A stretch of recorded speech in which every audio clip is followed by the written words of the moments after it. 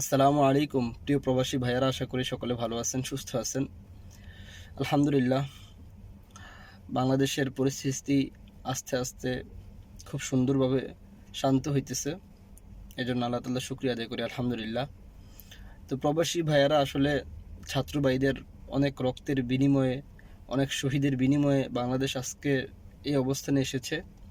আমরা যারা প্রবাসী আছি, আমরাও বাংলাদেশকে গড়ার জন্য আমাদের সর্বোচ্চ হেল্প আমরা ইনশাল্লাহ সমস্ত প্রবাসীরা করব। যারা রেমিটেন্স যোদ্ধা আছি, যে যেখানেই থাকি, যে যে দেশেই থাকি, আমরা আমাদের রেমিটেন্সগুলি অবশ্যই ব্যাংকে পাঠাবো, যেন আমাদের দেশ গড়ার জন্য আমাদের রেমিটেন্স কাজে লাগে।